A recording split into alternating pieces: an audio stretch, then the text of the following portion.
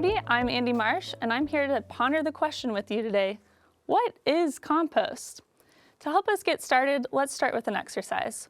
When I say the word compost, what do you think of? You might be thinking of the food scraps you collect in your kitchen, or maybe you think of a compost bin that you wheel out to the curb. You could be thinking about an actively composting pile, or you could be thinking about the finished product, a rich soil amendment. I think of compost as a curated heap of decomposition, or facilitated rotting, an incubator of soil life. I also regard it as a verb. It's a practice. And decomposition happens even if we're not facilitating it, right?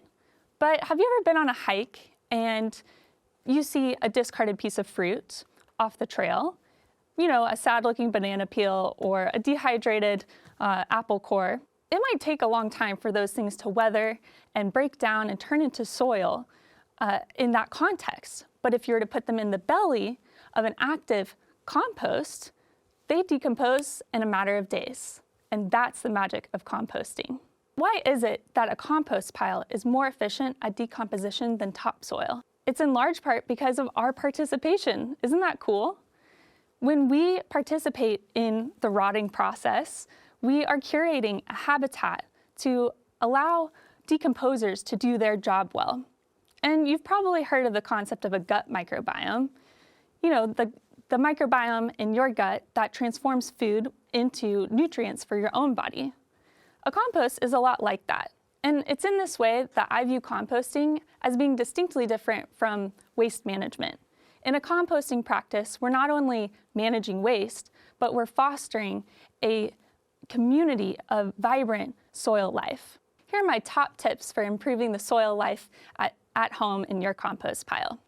Number one, convenience. That might seem like a funny one, but in order to steward a microbial community, you need to visit the pile often. And to do that, your composting practice needs to be very convenient for you to access. So if you're overthinking what system is right for your context, just go ahead and start with a heap on the ground. It's great.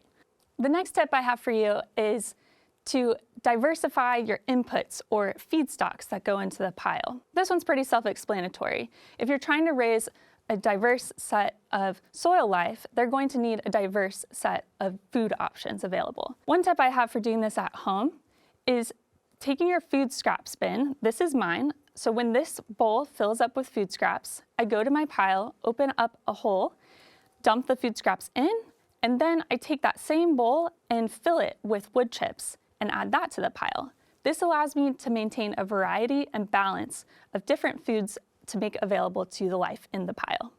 Lastly, it's important to maintain good moisture in your pile. Here in Central Texas, the quickest way to lose your diversity inside that pile is to allow it to go dry. To know if you have good moisture in a compost that's looking pretty broken down like this one, you can do what's called a squeeze test.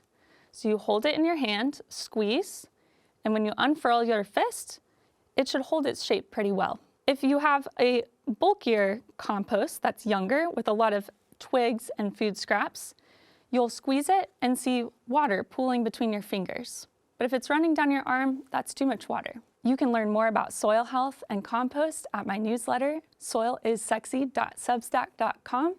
Happy composting!